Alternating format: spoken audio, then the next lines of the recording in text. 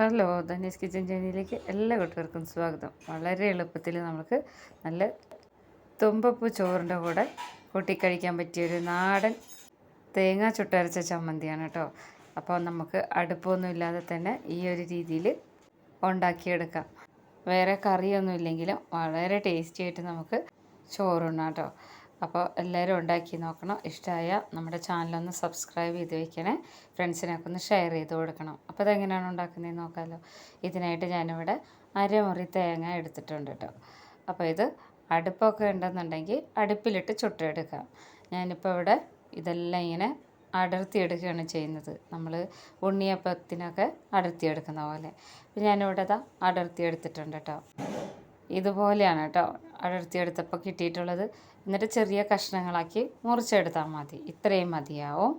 ഇനി ഇതിലേക്ക് ഒരു 2 അല്ലി കറിവേപ്പില, ഒരു 10-20ഓളം ചെറിയ ഉള്ളി, അതുപോലെ തന്നെ ഉണക്കമുളക് ഒരു 5 എണ്ണം എടുത്തിട്ടുണ്ട് കേട്ടോ. ഇത് ഞാനിവിടെ ഒരു കടായി സ്റ്റൗവിൽ വെച്ചിട്ടുണ്ട്. ഇതൊന്ന് ചൂടായി വരുമ്പോൾ ആദ്യം നമ്മൾക്ക് ഈ ഒരു ഉണക്കമുളകൊന്ന് ചൂടാക്കി എടുക്കണം.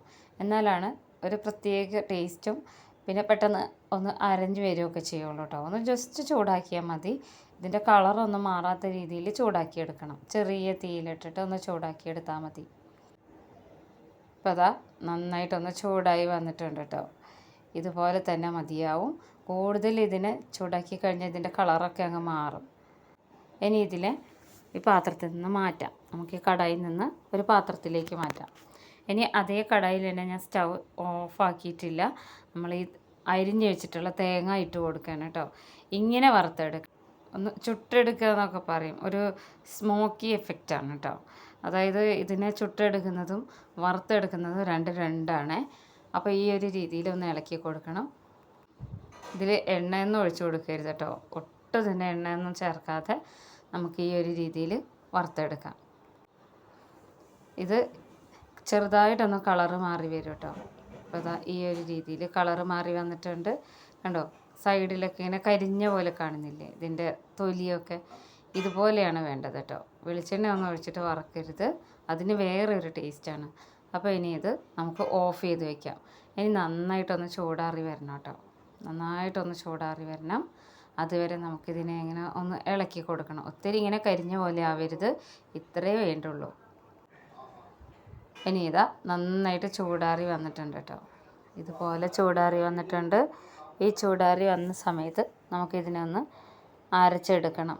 അപ്പോൾ അതിനായിട്ട് ഞാനിവിടെ ആദ്യം തന്നെ മിക്സിയുടെ ജാർ എടുത്തിട്ടുണ്ട്. കുറച്ചും കൂടി സാധനങ്ങൾ നമ്മളിതിൽ ചേർത്ത് കൊടുക്കേണ്ടതുണ്ട് കേട്ടോ. ആദ്യം ഞാനിവിടെ തേങ്ങ നമ്മൾ ചുട്ടെടുത്തത് ഇതുപോലെ ഇട്ട് കൊടുത്തിട്ടുണ്ട്. ഇനി ഇതിലേക്ക് നമ്മൾ ഇതുപോലെ തന്നെ വറുത്ത് വെച്ചിട്ടുള്ള ഡ്രൈ റോസ്റ്റ് ചെയ്തിട്ടുള്ള ഉണക്കമുളക് ഇട്ട് കൊടുത്തിട്ടുണ്ട്. ബാക്കിയെല്ലാം സിമ്പിളായിട്ട് ഇട്ട് കൊടുക്കാവുന്ന സാധനങ്ങളാണ്. പിന്നെ ചെറിയ ഉള്ളി ഇട്ട് കൊടുത്തിട്ടുണ്ട്. ഇനി നമ്മളിതിലേക്ക് കറിവേപ്പില എടുത്ത് വെച്ചതും കൂടെ ചേർത്ത് കൊടുക്കണം കേട്ടോ. കറിവേപ്പില കുറച്ച് അധികമാണെങ്കിലും കുഴപ്പമൊന്നുമില്ല. ഇനി ഞാൻ ഇഞ്ചിയാണ്, ചെറിയൊരു കഷ്ണം സ്ലൈസ് ചെയ്ത ഇഞ്ചി ഇട്ട് കൊടുക്കുന്നുണ്ട്. 1/2 സ്പൂണോളം ഉപ്പിട്ട് കൊടുക്കുന്നുണ്ട്. പുളിയാണ് കേട്ടോ. പുളി ഞാൻ കഴുകിയിട്ട് വെള്ളത്തിലൊന്ന് കുതിർത്ത് വെച്ചതാണ്. ഒരു ചെറിയ കഷ്ണം മതിയാവും. അപ്പോൾ ഇത്രയും എടുത്തിട്ടുണ്ട്. അതും കൂടെ ഇതിലേക്ക് ചേർത്ത് കൊടുത്തു. ഇനി ഇതെല്ലാം കൂടെ നന്നായിട്ടൊന്ന് അരച്ചെടുക്കണം. ഒട്ടും തന്നെ വെള്ളം ചേർക്കാതെ അരച്ചെടുക്കണം. ഇത് ശരിക്കും അമ്മിയിലിട്ടിട്ട് അരച്ചെടുക്കുന്നതാണ് കേട്ടോ നല്ലത്. പക്ഷേ അമ്മിയൊന്നും ഇല്ലാത്തവർക്കും ഇതുപോലെ ഉണ്ടാക്കിയെടുക്കാമെന്നുള്ളതാണ്. അപ്പോൾ എൻ്റെ കയ്യിലിപ്പോൾ ഇവിടെ ഫ്ലാറ്റിലൊന്നും അങ്ങനെ എല്ലാവർക്കും അമ്മിയൊന്നും ഉണ്ടായിക്കൊള്ളണമെന്നില്ല. അവർക്കും ഇതുപോലെ അടുപ്പും അമ്മിയൊന്നും ഇല്ലാത്തവർക്ക് ഉണ്ടാക്കിയെടുക്കാവുന്നതേ ഉള്ളൂ. കണ്ടോ, നന്നായിട്ട് അരഞ്ഞ് വന്നിട്ടുണ്ട്. ഈ ഒരു രീതിയിലേ വേണ്ടുള്ളൂ കേട്ടോ.